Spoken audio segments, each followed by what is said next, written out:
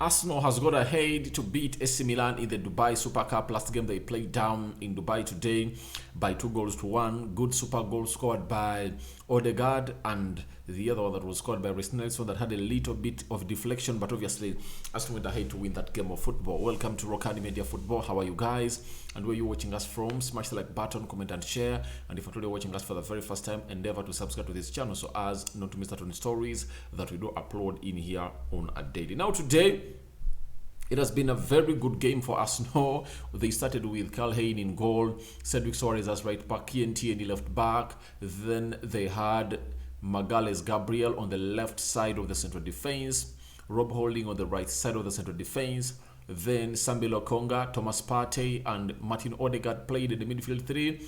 Obviously, Nketiah led the line, Reece Nelson played as a left forward, and Fabio Vieira played as a right forward. And they really had a very, very good game according to me. And obviously, it shows you how much this team is improving game in, game out. Because in the first game they played against Lyon, Arsenal scored 3 goals. And they really had a very, very, very good game against Lyon in Dubai. And they beat it also in penalties by 2-1. And obviously today, they're also going to win on penalties. But Fabio Vieira, to me, is the star of these 2 games because he scored in the first game. And I think he put out an assist. And he has almost put in an assist today to make 3 goal involvements in 2 games. What an output! And has been played onto the left side of the attack midfield or an auxiliary right forward. That's what Mikel Arteta is planning for this guy. But obviously this guy is really on fire and has gone ahead to give Arsenal the best that they deserve. In the 21st minute was Martin Odeegard. He executed a very good free kick. He took it with precision, an exquisite finish by the Arsenal side, and they were above by 1-0. Then Reece Nelson from a very good pass coming in from Fabio Vieira that acted as an assist for that goal, though it had a very slight deflection, but obviously the goal was given to Reece Nelson. Then Fikayo Tomori, you know him, was at Chelsea, went to AC Milan on a permanent deal. Obviously, he was the scorer of the only goal of AC Milan in the 90 minutes they played. Then after the 90 minutes, they went into penalties and Arsenal won 4-3 because one was taken outside, though this time round he was not onto the good side to save any. I think he saved one, not so. He saved one. So Arsenal really had a very beautiful game, but the points to talk about are this time round, the clean sheet has not been kept, but obviously we expected that because they conceded after they started to take off some players of Arsenal. Then Martin Odeegard coming in and scoring a free kick. Arsenal has been known for scoring set pieces, especially corners and free kicks that they cross in and they are met by their fellow players and they head them in the back of the net. But I've not seen Arsenal score a direct free kick this season. I remember even last season, the only direct free kick they scored was in the game of Burnley, and that was Martin Odeegard. It marked their first game to win in the Premier League after losing the first 3 games against Chelsea, Man City, and Brentford. But this time round, he has gone ahead to score one. It was a very, very, very beautiful free kick, according to me. And if at all you see Martin Odeegard, a player that last scored in the last game Arsenal played against Wolves and scored a brace, coming in through and putting in a lot of hard work to score a goal as Arsenal is left with how many days? With 14 days to come out and play against West Ham at Emirates. It shows you how much this player is ready to go on and extend his goal scoring form in the Premier League. That is a positive that Arsenal fans need to note very, very well and take it with the required consent, because this guy is talented, and I've often told you that. However much I support United, if I'm told that Bruno should go to Arsenal and they give me Martin Odeegard, I will 100% admit. Do you know why? He does exactly what a central attack midfielder is supposed to be doing. He's not selfish. He doesn't go for Hollywood passes. He has increased on his work rate. He's press resistant. Secondly, he was known for creating goals this time round, and last season he went ahead to score very many goals, and this season only he has 6 goals, and meaning that he might even score 15 because Arsenal are going to face some teams that are really going to help him go ahead and score. Because for him, he comes from a little bit deeper from the centre forwards of Arsenal, and he has space to go on and have the entire view of the goal, and most times his reaction finds him in the same position where a centre forward is supposed to be to go on and score those goals for Arsenal. So I believe he's another good option for the goals of Arsenal. And obviously, Reiss Nelson coming in through and really scoring a goal. I believe this guy is one of the players that maybe Mikel Arteta is being forced to stay at Arsenal. You know, there are plans that you have for each and every player. Before the season started, the plan for Reiss Nelson was simple. They wanted him to go out on loan. That's what they wanted. But as he went out and really put in an execute performance, before the summer transfer window ended, this guy got an injury. After him getting an injury, guess what happened? He stayed at Arsenal. He returned back in training. He played in some games of the UEFA Europa League. But obviously the most important game where Arsenal needed him was the game of Nottingham Forest when Bukayo Saka was injured. All of us were thinking that Marquinhos had gotten his chance to play a Premier League game. Guess what happened? The manager said, Reiss Nelson up on the pitch. When he reached the pitch, he scored a brace and created 1 goal. Obviously, he made his stand in there for you. And I believe the next game they played, he was responsible for the assist that Arsenal went ahead to score that goal against, was it PSV, if I'm not mistaken? Was it Bordeaux? One of those. So he has proven that he can. So it's about Mikel Arteta to continue trusting this player. And this is the situation in which you would love to see yourself in. Because as you're planning to bring in Mykhailo Mudryk, Emile Smith-Rowe is returning back, Martinelli is back, Reiss Nelson is on fire.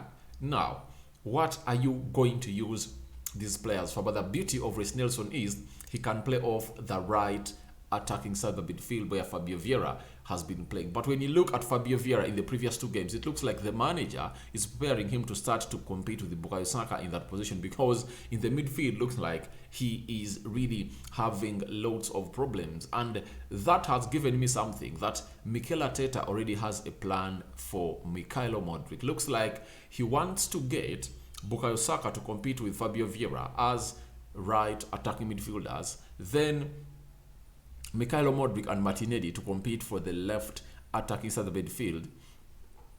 Then he wants to shift maybe Emile Smith-Rowe to return to play as a central attacking midfielder, or to play in a midfield 3 of Arsenal, where he can go ahead and get help of Xhaka, Partey, and Odeegard, or Sambi Lokonga or Elneny, depending on the game situation and how the manager would love to handle this game situation of the Arsenal side. So I believe it is really working well out for Mikel Arteta. What a way to go on and win your 2 games, because it's better to go on to continue with the winning mentality, because in the minds of the players it will continue saying, all right, we can win. But if at all they lose, even the media will go out and say, oh, Arsenal is returning to play West Ham, but they've lost their previous 3 games. Which is better?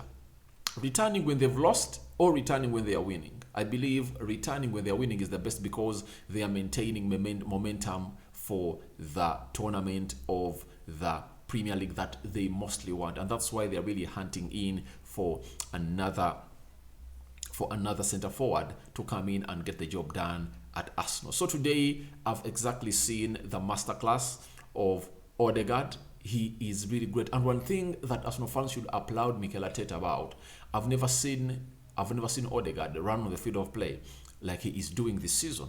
Is it because they've made him this captain of Arsenal? Almost most of the games that Arsenal has played this season, and has played close to 90 or 80 minutes, he has ran the most number of distance. That's it.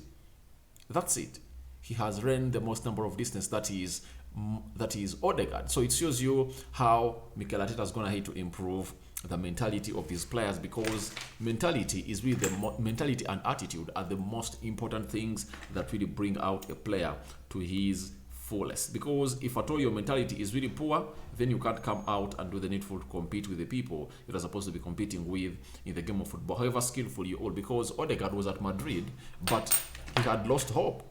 They loaned him at Real Sociedad. He played there, but he had lost hope. He never really had something in him that, oh, I can make it to the big stage. But obviously, Arteta brought him back and gave him the best out of what we deserve. And he did the needful to go on and do the needful for the club, which goes by the names of Arsenal. So, guys, thank you very much for watching in. Rokani David is my name, and let's get into what we call.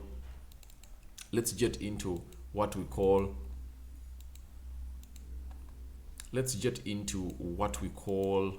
the match stats of Arsenal versus AC Milan. Now we are having 9 shots. 9 shots for Arsenal, 11 for AC Milan. Shots on target for Arsenal are 2, and those of AC Milan were 2, meaning that Arsenal was so much clinical. They went ahead to score all the 2 goals, and obviously AC Milan put 1 only at the back of the net. 53% ball possession by Arsenal, 47% ball possession by AC Milan, 449 passes completed by Arsenal, 392 passes completed by AC Milan, 85% passing accuracy for Arsenal, 80% passing accuracy for AC Milan, 16 fouls by Arsenal, 12 by AC Milan, 2 yellow cards to Arsenal, 0 to AC Milan, 0 red cards to both sides, 1 offside, 4 Arsenal and 4 for AC Milan, 2 corners for Arsenal and 8 for AC Milan. Al Maktoum Stadium, that's where the game of football really took place, and I believe even the first game took place there, and obviously Arsenal has gone ahead to win this trophy as far as it's concerned. But Arsenal is really on a very good run, and I believe they're going to continue winning because winning has become part of them. My man of the match, Fabio Vieira. It would have been Martin Odeegard, but Fabio Vieira really did a very good job today. I see him as a player who is unselfish. In the position where he reached to go on and create that goal for Reiss Nelson, he would have gone in for a collar at the far post. But he said no, the most positions or the best positioned player is Reiss Nelson, and let me give him that pass. And obviously he laid that pass out to him and he laid that ball into the back of the net. So that's it for now. We are going into that game of Argentina versus Croatia, but I had to come in and really bring you the Arsenal versus AC Milan Dubai Super Cup, the game that has been played by Arsenal. That's the last game they've played in Dubai. I don't know when they are returning to England, but all I know is that on Saturday they are playing Juventus at Emirates. That's it. That's what I know, that on Saturday they are playing Juventus at the Emirates. So let's wait and see what's going to happen between Juventus and Arsenal. I believe they have got a more harder task against AC Milan. They've passed it. Obviously, let's wait and see what the test is going to be against Juventus, because most of the players are going to be there. The Xhaka, Tomiyasu, Martinelli, who else? Turner, almost 4 players. Today I think I've seen Ben White play, Thomas Partey has played, and I think the others are going to join the team on the match that Arsenal is going to be playing on Saturday as they prepare for West Ham to see to it that they stretch their lead to how many points? To 5 or 8, depending on when they're going to play before or after Man City. Then Eddie Nketiah today was really one of those players that I really looked at. I believe in his runs, he's an improved player, he commits a lot, and there is a lot now on his head because the person who was leading the line has been really put down because of injury, although he has really started his recovery down at Emirates, Holland and Conley. But Nketiah looks like he scored in the first game that they played against Lyon. Today has not scored.